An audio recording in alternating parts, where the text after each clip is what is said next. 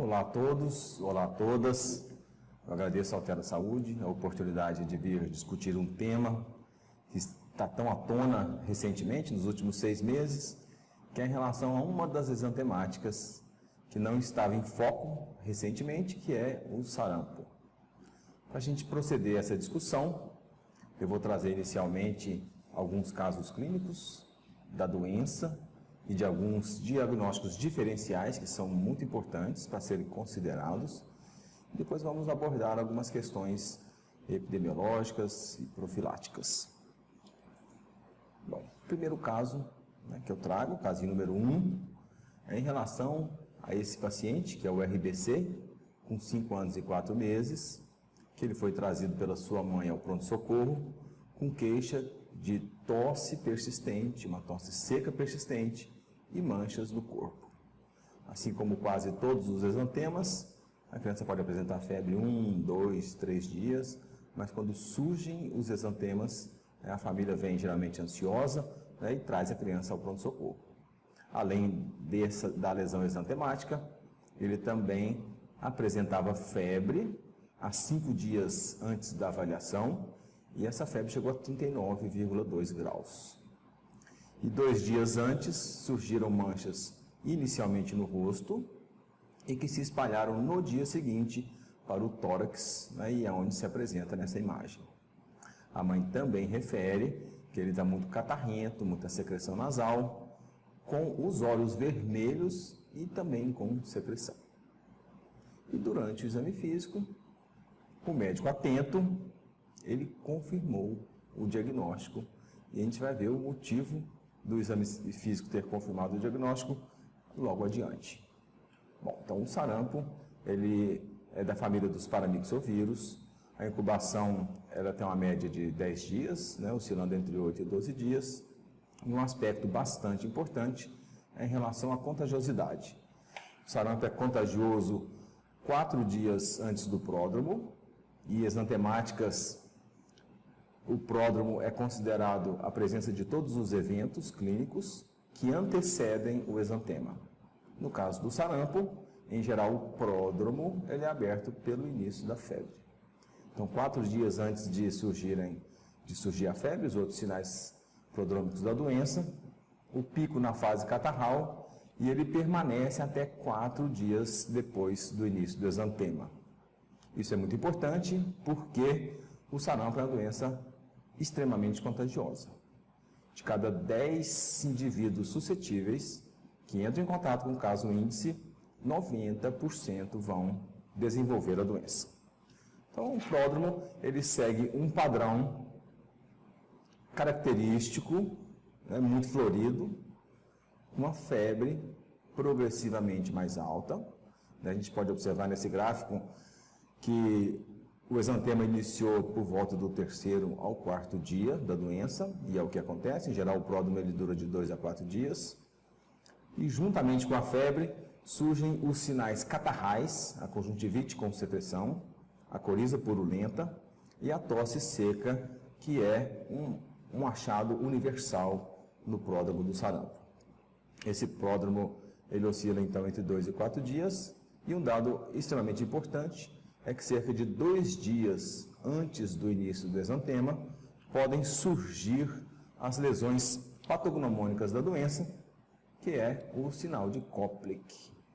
Aqui a gente tem uma imagem, um desenho do sinal de Koplik, onde pode-se ver uma base enantematosa, hiperemiada, e uma série de lesões puntiformes. Vou trazer uma foto para esclarecer um pouco melhor. Branco-azuladas com cerca de 1 milímetro de diâmetro e que eventualmente elas podem se coalescer e acometer outras regiões da mucosa.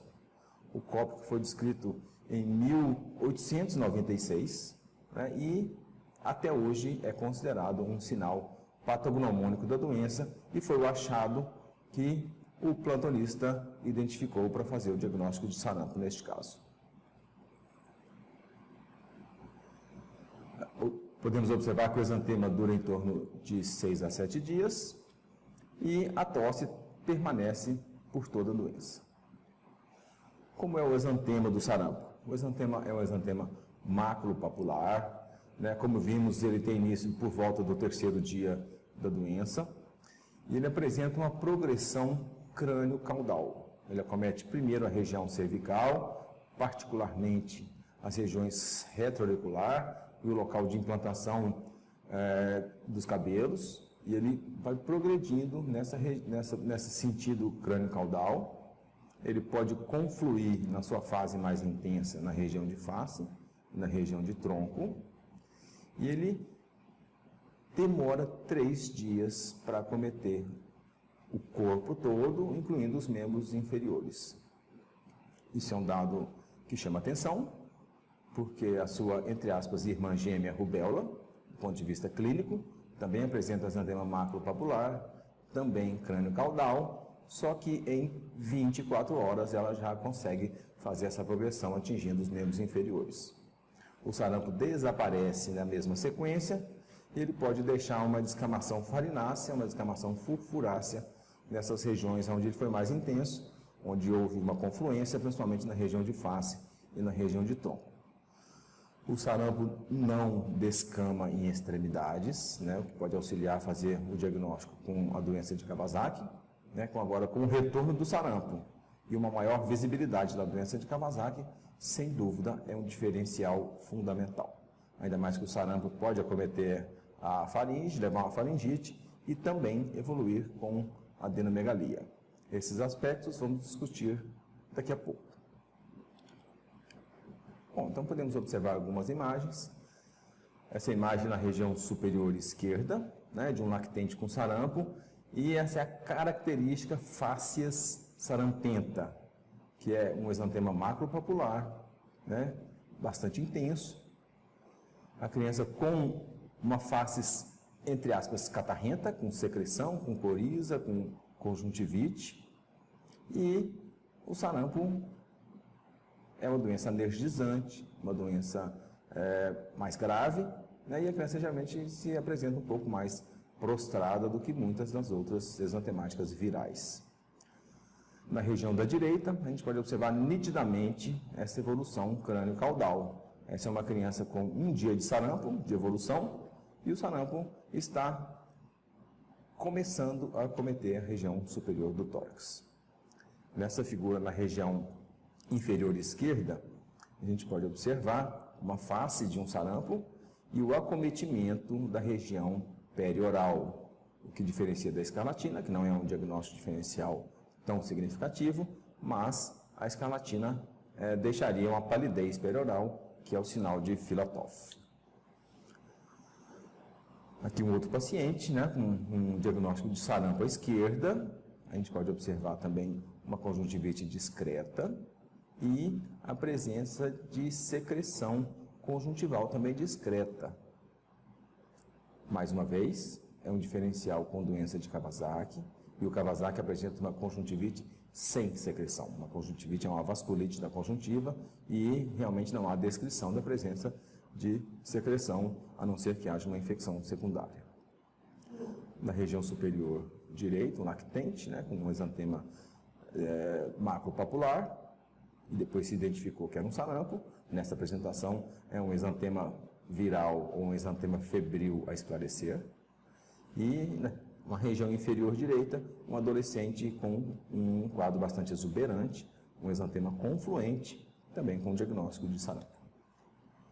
Aqui mais uma vez uma imagem, né, dessas lesões importantes, né, fundamental que se examine a mucosa jugal, que é a mucosa da bochecha, né, próxima aos molares, que é o local mais comum de se observar o sinal de Koplik. Esse é o caso 2, para a gente comparar, para a gente avaliar, para a gente tirar as nossas considerações. Esse é o TGV, é um paciente de 4 anos e 5 meses, que vem ao pronto-socorro com uma queixa semelhante ao anterior, né, de corpo pintadinho desde ontem à noite. Ele apresentou uma temperatura máxima de 37,5 há 2 dias, ou seja, um pródromo mais discreto. E, na verdade, o quadro clínico foi aberto pelo exantema. Então, hoje surgiram manchas na região da face e que já estão se espalhando pelo corpo todo. Ao exame físico, foram observadas adenomegalias só que na região retroauricular. Então, esse é um caso suspeito de rubéola, né, que é um outro lactente também, com uma lesão maculopapular, crânio caudal. A rubéola tem um aspecto um pouco mais rosado do que o sarampo. E o estado geral seguramente é melhor, não é uma doença anergizante, ela acomete o corpo em 24 horas e ela desaparece com 3 dias. Um dado que pode auxiliar no exame clínico em relação à rubéola é a presença não obrigatória de adenomegalia retroauricular e cervical posterior. Então a rubéola tem essa evolução, está bem crânio caudal, né? Essa imagem parece que é uma figura, um desenho do sarampo de forma invertida, de forma que no primeiro dia já existe o acometimento do corpo e no terceiro dia o exantema está desaparecendo, em contraste com o sarampo, que o exantema vai acometer membro inferior por volta do terceiro dia e vai desaparecer por volta do 6º ao 7º dia da doença.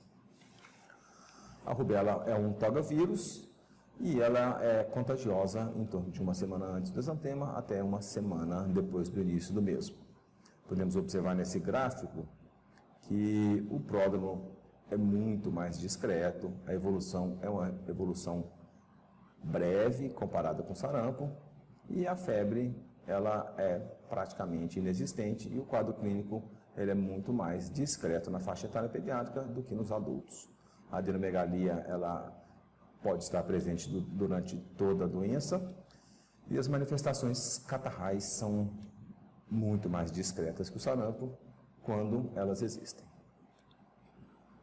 Em 2015, o Brasil recebeu o certificado de eliminação da rubéola, ou seja, não houve a ocorrência de transmissão endêmica do vírus da rubéola por 5 anos consecutivos no território nacional. O caso 3 é um pré-escolar de 2 anos e 7 meses. Aqui eu vou falar o caso clínico ao invés de ler. Esse pré-escolar apresentava 6 dias de febre. No segundo dia da febre surgiu um exantema. Esse exantema surgiu no tronco, né, e se espalhou por todo o corpo, membro superior, membro inferior, face, dorso, virilha. E o paciente apresentou uma hiperemia, um vermelhão nos pés e nas mãos, com um discreto edema. Apresentou língua em framboesa, que pode ser observado nessa imagem inferior direita, adenomegalia cervical esquerda e uma conjuntivite sem secreção. Havia também uma hiperemia labial, né, que chamava atenção, e esse paciente foi diagnosticado clinicamente, o diagnóstico ele é clínico, com doença de Kawasaki. A doença de Kawasaki é tratada, como veremos adiante, com gama-globulina em dose alta, 2 gramas por quilo. O paciente ele pesava 13 quilos à época, e ácido acetil salicílico 100 miligramas por quilo por dia na fase inicial. Ao final da infusão da gama-globulina, com 12 horas de evolução, a melhora foi drástica melhora. Com 2 dias o paciente estava assintomático, em excelente estado geral, e com 10 dias da doença ele apresentou uma discreta descamação periungueal, que também é sugestiva de Kawasaki. Bom, para a gente repassar então, que eu considero atualmente um dos diagnósticos muito importantes de Kawasaki, de diferencial com sarampo, a doença de Kawasaki, em resumo, ela apresenta 5 dias de febre e mais 4 dos 5 critérios restantes. Então, vão totalizar 5 critérios, a febre e mais 4. Então, a presença de 4 dos seguintes: conjuntivite bilateral, essa conjuntivite, como já foi dito, era sem secreção, exantema polimorfo, ou seja, pode adquirir várias morfologias diferentes, né? Aqui cabe destacar o aspecto maculopapular, que ele é comum na doença de Kawasaki, pode ocorrer exantema urticariforme, exantema numular, exantema escarlatiniforme, né? Mas as vesículas e bolhas não são consideradas como achados característicos da doença de Kawasaki. Alterações, o terceiro item, alterações em lábios e na cavidade oral, né, uma hiperemia, fissura labial, eritema de orofaringe, né, como eu disse anteriormente, o sarampo pode apresentar também, né, língua inframboesa. Alterações de extremidade, que seria o dado que mais diferenciaria o Kawasaki do sarampo, né, que é uma hiperemia, um eritema e edema de mãos e pés, e uma descamação por volta do 7º ao 10º dia da doença. E tardiamente, na fase de convalescência, a linha de boa que eu vou mostrar adiante. Adenomegalia cervical, acima de 1,5 cm, geralmente ela é unilateral, e excluir outras doenças com achados similares. Então, compatível com sarampo, o que nós temos nessa imagem? A febre, sarampo pode e geralmente apresenta 5 dias de febre ou mais. Conjuntivite bilateral, o que vai diferenciar é a ausência de secreção na doença de Kawasaki, a presença de secreção no sarampo. O exantema, no caso maculopapular, a hiperemia de orofaringe e a adenomegalia cervical. Né? O Ministério, esse é um guia prático da Sociedade Brasileira de Pediatria, dos departamentos de infecto e de imunização, né? Publicado agora em julho de 2018. E a suspeita de sarampo, então, é todo indivíduo que independente da idade e da situação vacinal, apresente febre e exantema maculopapular, acompanhado de um ou mais dos seguintes sintomas: ou tosse, coriza e conjuntivite. Então, eu trouxe o Kawasaki para a gente realmente observar como essa doença pode ser superponível ao sarampo. Bom, uma passada rápida para a gente fechar o nosso comentário. Esse à esquerda é o Kawasaki e à direita é o paciente número 1. O Kawasaki foi publicado na língua inglesa em 1974. A primeira publicação do sarampo é do século X. Né? Então, o Kawasaki, vamos dizer que é uma doença, entre aspas, relativamente nova. E esse indivíduo é o paciente número 1. Foi a primeira criança que o Dr. Kawasaki examinou e levantou a possibilidade da síndrome, que era antigamente chamada de síndrome do linfonodo mucocutâneo, depois denominada doença de Kawasaki. Bom, então mais uma vez focando no Kawasaki, a febre é universal, língua inframboesa, conjuntivite, descamação de extremidades, exantema polimorfo, todos eles ocorrem em pelo menos 90% dos casos. Depois, descendo o gráfico, edema de mãos e pés, que é a induração, piúria estéril, o Kawasaki é uma vasculite multissistêmica, existe uma uretrite, e em 40% a 50% dos casos podem ser observadas alterações ao EAS, né, e o destaque para a leucocitúria. Isso pode também fazer um diagnóstico inicial de infecção urinária errôneo, pode ser prescrito um antibiótico, e o exantema pode ser confundido com uma reação medicamentosa alérgica. Pode existir uma hiperemia ao redor do BCG, descendo o nosso gráfico, adenomegalia, né, que é o critério menos comumente observado, e algumas outras alterações menos comuns. O penúltimo item é o aneurisma da artéria coronária. Então, qual a preocupação que a gente tem nesse momento? É que o diagnóstico de Kawasaki possa ser mal interpretado e feito um diagnóstico de sarampo. Podem se passar os 10 dias, que é a janela terapêutica da doença de Kawasaki, e o paciente pode desenvolver uma complicação grave, que é o aneurisma da artéria coronária. Então, é uma doença em foco que a gente precisa considerar na discussão do diagnóstico diferencial.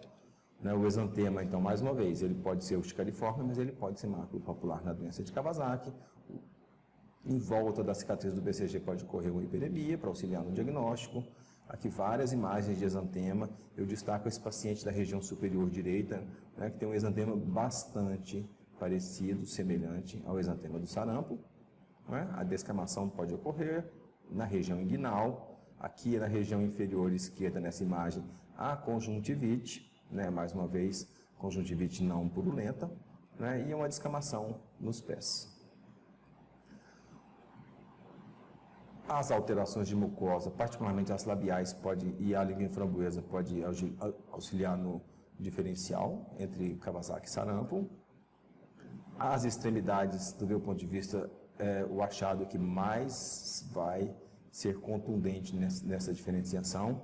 Na fase inicial, na região central superior, o edema de mãos e pés, 7 a 10 dias da doença, na região inferior direita, a descamação particularmente periungueal, e na fase tardia de convalescença, esse leito ungueal danificado, ele pode apresentar uma linha transversal em todas as unhas, que é a linha de Bow, que é a descamação perineal.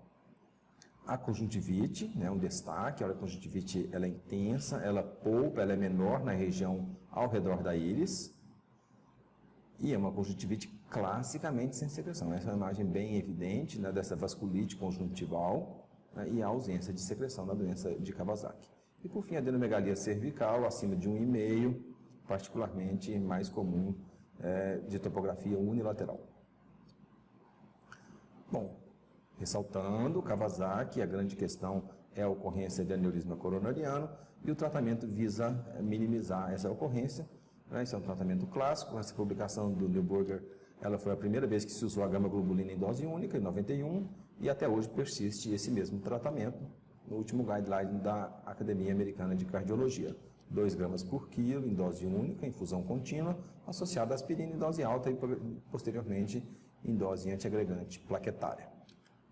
Bom, voltando ao sarampo, como foi o panorama nas 2 últimas décadas? O sarampo foi esquecido. Nas aulas de exantemáticas, o sarampo ele tinha 2, 3, 4 slides. É uma doença que a gente não tinha tanta preocupação, né? Os últimos casos autóctones foram em 2000, alguns casos importados em 2000 e 2002, 2004 nenhum caso confirmado. Em 2005, houve a ocorrência de um caso que chamou a atenção, era um surfista que foi surfar nas Ilhas Maldivas, passou pela Alemanha, Lisboa, chegou em São Paulo e foi para Florianópolis. E lá em Florianópolis ele contaminou 2 pessoas e isso chamou a atenção da mídia em 2005, já que estávamos há alguns anos sem nenhum caso diagnosticado. E aí começaram alguns dados chamativos de sarampo. Em 2006, no final de 2006, houve um surto no interior da Bahia, foram mais de 40 casos confirmados de sarampo, né, o que fez um alerta, né, já que era fim de ano e viria o carnaval na Bahia no ano seguinte. Então houve uma vacinação de bloqueio, né, em São Paulo para os turistas que iam passar o carnaval na Bahia. Então depois de um certo tempo, foi um primeiro alerta, né, que existiu em relação à ocorrência de surtos de sarampo no Brasil. E aí alguns casos então foram surgindo, né?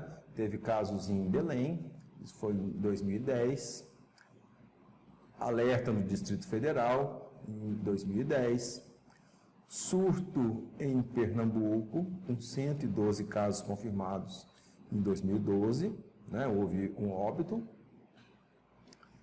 E desde então sempre existem os alertas para o sarampo. Em 2014, né, foi feita a compilação dos casos que ocorreram no surto do ano anterior, que a gente observou no slide anterior, né, então fecharam 136 casos confirmados de sarampo. E 10 casos, né, foram notificados e confirmados no estado de São Paulo, né, um caso em Santo André, Campinas, enfim, houve também um período de preocupação em relação ao sarampo. Esses foram os casos, né, do Ceará, 2014, e os casos descritos anteriormente. Em 2017, né, então foram fechados esses dados, né, e em relação ao surto do Ceará, que foi de 2013 a 2015, né, e aonde os adolescentes e adultos jovens foram a faixa etária mais afetada. Isso vai contrastar um pouco com os casos, né, da situação atual, onde a faixa etária realmente é mais comum em lactentes e pré-escolares. Então, em fevereiro agora de 2018, iniciou o surto, que trouxe esse alerta. Esse é um alerta da Secretaria da Saúde do Estado de Goiás, onde notificou o primeiro caso de sarampo, que ocorreu em 13 de fevereiro de 2018, no município de Boa Vista, em Roraima, onde foi o epicentro do surto. Era uma criança venezuelana de 1 ano de idade, não vacinada, que estava no abrigo destinado ao acolhimento de imigrantes, e ela teve a confirmação sorológica, confirmação por PCR, e se identificou o genótipo D8, que é o genótipo que se identificou como mais prevalente em outros casos subsequentes. E nessa época, até 5 de março, na época desse boletim, eram 29 casos notificados e 6 casos confirmados, prevalecendo o genotipo D8. Em Goiás, houve a notificação de 117 casos, mas todos foram descartados pelo critério laboratorial. O último caso confirmado no estado é de 1999. Bom, esses dados trouxeram à tona uma questão fundamental, que é a cobertura vacinal. Como podemos ver, na região inferior dessa tabela, em todo o estado de Goiás, a cobertura vacinal para pólio e sarampo, ela oscila em torno de 80%, o ideal seja 95%, mas o que chama atenção é que em vários municípios, a cobertura de uma das vacinas ou de ambas, ela está abaixo dos 50%, que é um índice dramático. Em algumas cidades, essa porcentagem de cobertura chega a 12% de cobertura. Então, isso vão gerar ações, que eu vou comentar daqui a pouco, para ampliar a cobertura vacinal, particularmente em relação ao sarampo, que é o nosso destaque do comentário de hoje. Essa é uma situação global do sarampo, O sarampo, então, esse surto não é da América do Sul, esse surto não é brasileiro, Existem casos distribuídos, por praticamente todo o planeta, Esse é um gráfico de 2018, A gente pode observar, nos primeiros 5 meses de 2018, 128.170 casos suspeitos e 81.635 casos confirmados. Como a gente vai ver adiante, estamos batendo na casa dos 800 casos confirmados, ou seja, nós já estamos respondendo por 1% do sarampo mundial em 2018. Dando sequência, então, na atualização de alguns dados, em julho de 2018, já eram 3.000 casos suspeitos, um pouco mais, 527 confirmados, 327 em Amazonas, um predomínio maciço da região norte, 200 casos onde foi o início, em Roraima, e aí no total 3 óbitos, 2 casos no Rio de Janeiro, uma médica que viajou para o Oriente Médio no estado de São Paulo, um caso em Rondônia e 6 casos no Rio Grande do Sul. Essa é uma distribuição dos casos que foram identificados em Roraima. A gente pode observar que em abril foi iniciada a campanha de vacinação, e já pode ser observado um certo controle em relação à evolução dos casos que aconteceram em Roraima. Fechando agora o último dado que eu obtive, de 1º de agosto de 2018, o Brasil então com 822 casos confirmados, 519 no Amazonas, 272 em Roraima, 2 no Pará, enfim, São Paulo um caso, Rio de Janeiro 14 casos, Rio Grande do Sul 13 casos, Então esse é o cenário mais próximo do atual que nós temos. Então o que é importante? Então, quais são as orientações? Esse é o guia prático de sarampo, de atualização, que eu comentei anteriormente, quando eu discuti o diferencial com a doença de Kawasaki, Foi elaborado pelo Comitê de Infecto, o presidente Dr. Marco Aurélio Safadi, e pelo Comitê de Imunizações da Sociedade Brasileira, o Dr. Renato Kifuri, que é o presidente do comitê. Então, as orientações do Centro de Vigilância Epidemiológica de São Paulo sobre as medidas de prevenção, eu destaquei aqui em laranja, em relação aos casos, são as seguintes. proceder à notificação imediata em até 24 horas. Item 2. Todos os casos notificados deve-se proceder à coleta, em todos esses casos, de espécimes clínicos, né? Aí destaque para sorologia, né? Sangue venoso, 5 a 10 ml, e a PCR, né? A reação em cadeia pela polimerase, né? Os swabs de nasofaringe, de orofaringe ou material de urina. 3. Orientar o isolamento social do paciente, né? Os pacientes com sintomas de sarampo ou rubéola devem ficar em casa até o final do período de transmissibilidade, e aqui eles consideraram os 7 dias, né, na verdade da rubéola, mas por segurança, né? O Red Book americano ele coloca como 4 dias, o tempo de contagiosidade depois do início do exantema. Em caso de internação, precaução para aerosóis e a N95. Item 4. Adotar as medidas de controle, bloqueio vacinal seletivo e a sua ampliação na presença de sorologia positiva. Dando continuidade, essa é um gráfico com a evolução das imunoglobulinas, o diagnóstico, período clínico do sarampo em vermelho, né, o período em cinza onde o vírus é detectado na nasofaringe e detectado no sangue.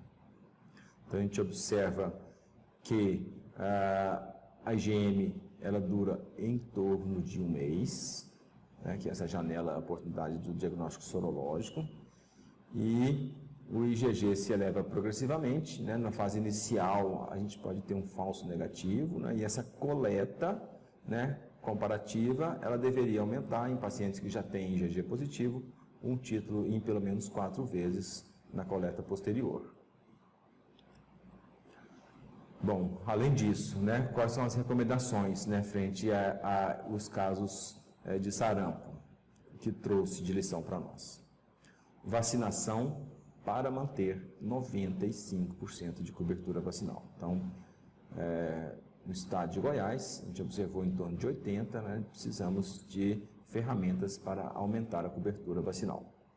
Então, primeiro, as 2 doses da vacina tríplice viral, sarampo, cachumbo e rubéola, né, além de identificar os indivíduos suscetíveis e efetivar a vacinação dos pacientes que estão descobertos. Quem está vacinado? As pessoas de 1 ano a 29 anos que receberam 2 doses da vacina tríplice viral, as pessoas entre 30 e 49 anos que receberam pelo menos 1 dose da vacina tríplice viral, e os profissionais de saúde deveriam, independentemente da idade, ter recebido 2 doses da vacina tríplice viral. Então, existe como preconização manter um estoque suficiente de vacinas, né, para essa cobertura, reforçar a vigilância epidemiológica, identificar áreas de transmissão, né, em relação à notificação de casos suspeitos de sarampo ou rubéola, busca ativa, né, para se buscar a detecção de outros possíveis casos de sarampo. Mais uma vez, todo caso suspeito de sarampo deve ser notificado imediatamente. Então, suspeita de sarampo, notificação em 24 horas, investigação idealmente até as 48 horas, coleta de sangue, né, para a sorologia, que a gente viu anteriormente, e material para identificação viral ou a reação em cadeia pela polimerase. Vacinação de bloqueio, todos os contatos suscetíveis, isso é um dado muito importante, eles devem ser vacinados em até 72 horas, que é o período onde a vacina poderá apresentar uma eficácia na atenuação ou na não ocorrência do caso. Quando hospitalizar, todas as crianças menores de 6 meses, os desnutridos graves, gestantes, pacientes com imunodeficiência ou pacientes que apresentem pelo menos um dos seguintes sinais de gravidade: paciente desidratado, vômito persistente, diarreia significativa, incapacidade de ingestão de líquido e alimentos, presença de grande quantidade de lesões em cavidade oral, desconforto respiratório, né? A pneumonia é uma das complicações mais frequentes, juntamente com a otite média aguda. E também cabe lembrar aqui nesse momento a ocorrência de outra complicação, que é a encefalite viral, em 1 em cada 1000 casos. Bom, além dessas indicações de internação, desconforto respiratório, estridor, pneumonia, convulsão, déficit motor ou alteração sensorial. Tratamento: não existe antiviral específico, né? Esses dados eles foram ajustados em edições subsequentes, né? Então, atualmente, qual é a indicação de tratamento? Todas as crianças com diagnóstico de sarampo devem receber a vitamina A em dose alta, e essa dose é de 50.000 unidades em lactentes até 6 meses de idade, 100.000 unidades em lactentes de 6 meses a 11 meses e 29 dias, e 200.000 unidades em pacientes acima de 1 ano de idade, e essa dose deve ser repetida em 24 horas. Eu agradeço a oportunidade de discutir e espero que possamos definir os casos com clareza, observar os diagnósticos diferenciais, realizar o bloqueio, né, e minimizar esse surto de sarampo. Muito obrigado.